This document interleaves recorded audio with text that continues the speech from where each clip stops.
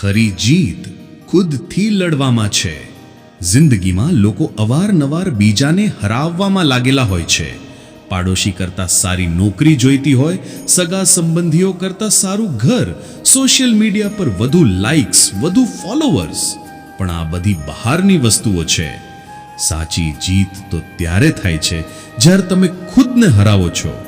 તમારા ડરને, તમારી આળસને, તમારી અસુરક્ષાને અને તમારી પાછલી નબળાઈઓને.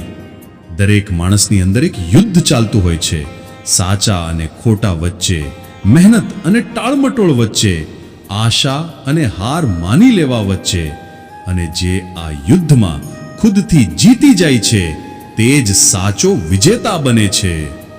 વિચારો, સવારે એલાર્મ વાગે છે અને તમે થોડી સેકન્ડ માટે નક્કી કરો છો સૂતા રહેવું છે કે ઉઠીને મહેનત કરવી છે. ત્યાંથી જ ખરી લડાઈ શરૂ થાય છે. જ્યારે તમે એ પથારીમાંથી ઉઠી જાઓ છો ત્યારે તમે તમારા આરામ પ્રિય સ્વભાવને હરાવ્યો. જ્યારે તમે ખુદને પુસ્તક સામે બેસાડી દો છો ફોન છોડીને, ત્યારે તમે તમારા ધ્યાન ભટકાવનાર મનને હરાવ્યું.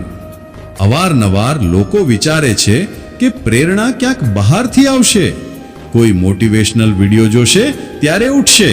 પણ સચ્ચાઈ એ છે કે ખરી પ્રેરણા ત્યારે આવે છે જ્યારે તમે એકવાર ખુદ પર વિજય મેળવી લો છો. પછી દરરોજ એક નવી જીત બની જાય છે.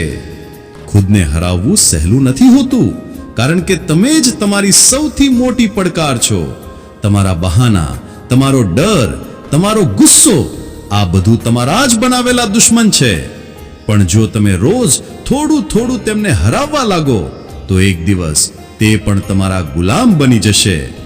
અને યાદ રાખજો, જ્યારે તમે ખુદને બદલો છો ત્યારે તમારી દુનિયા આપમેળે બદલાવવા લાગે છે. જે લોકો બહારની દુનિયામાં લડી રહ્યા છે તેઓ કદાચ થોડા સમય માટે ચમકે, પણ જે પોતાના ભીતરની લડાઈ જીતી રહ્યા છે તેઓ હંમેશા માટે રોશની બની જાય છે, ખુદ માટે અને બીજાઓ માટે પણ.